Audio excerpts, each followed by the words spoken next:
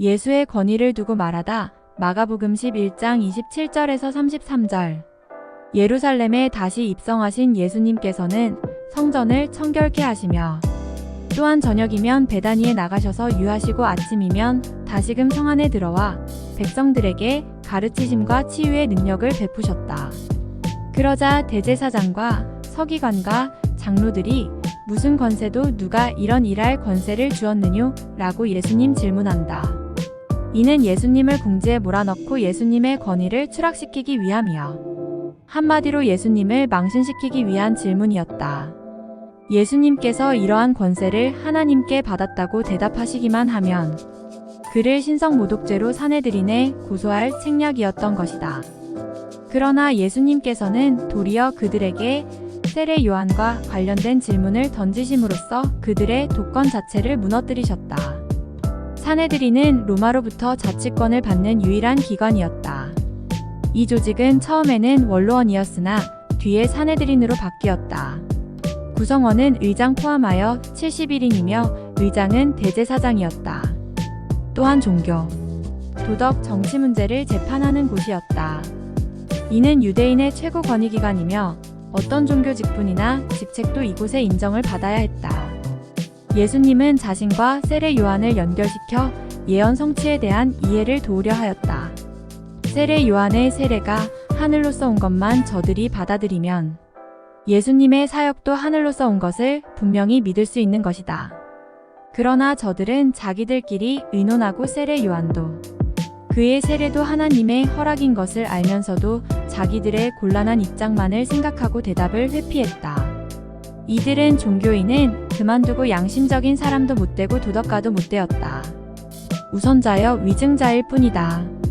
사람이 대답할 때 진실된 사람은 사실을 말하고 거짓된 사람은 대답할 방법을 생각한다고 한다. 사내들인이 거짓된 부패한 단체가 되었으니 유대인의 다른 모임이야 말할 것이 있겠는가. 하나님은 정직을 원하고 거짓을 미워한다. 욥기에 보면 정직한 자를 정녕 돌아보고 형통케 하신다고 했다. 욥 86 시절에는 정직한 자 위에 기쁨을 뿌린다고 했다. 18711 정직한 자의 편에 서시고 길을 지원하시고 그 인생을 즐겁게 하신다는 말씀이다. 의와 정직과 선은 그 열매가 달고 기쁘고 영광되지만 불의와 죄와 거짓과 타락은 그 열매가 쓰고 고통스럽고 수치스러운 것이다.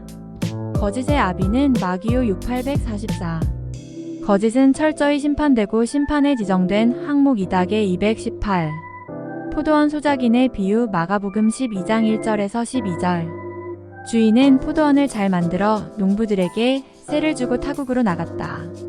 농부들은 포도원을 잘 가꾸어 주인에게 세를 내야만 했다. 때가 이르자 주인은 세를 받으려고 종들을 3차에 걸쳐 보냈지만 농부들은 주인의 종들을 때리고 쫓아버렸다.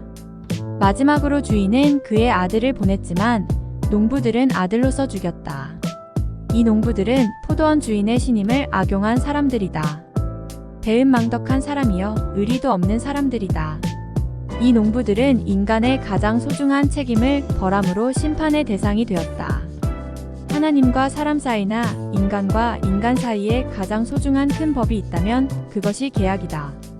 인간이 하나님께 구원받는 것도 계약의 성취여, 부분의 성립도 계약이여, 사회의 모든 법률도 그 생명이 계약에 있다. 계약을 위반하고 거역하면 징계되고 정상적인 관계에서 제거되거나 형벌을 받는다. 농부들은 포도원을 자기 소유로 착각했다. 이는 권리와 자유에 대한 남용이다. 인간이 창조의 질서를 무시하고 하나님의 은혜를 거역함으로 일어나는 죄악이다. 타락의 기원도 여기에 있었고 범죄의 기원도 여기에 있었다.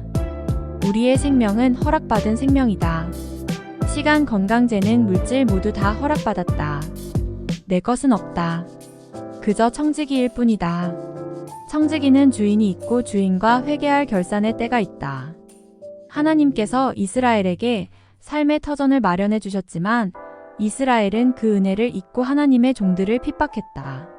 심지어 하나님의 아들 예수 그리스도를 죽이기까지 하였다.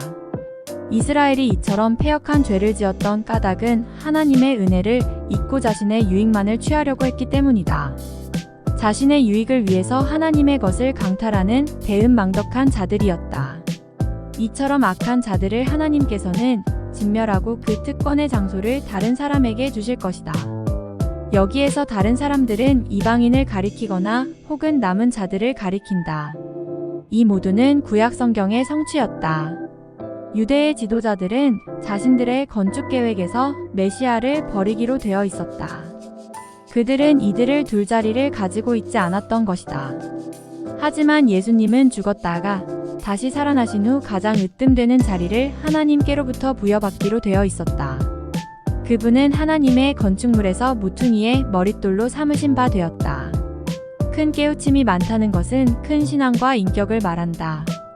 큰 신앙과 인격의 소유자는 큰 영향력을 가진 사람임을 가리킨다.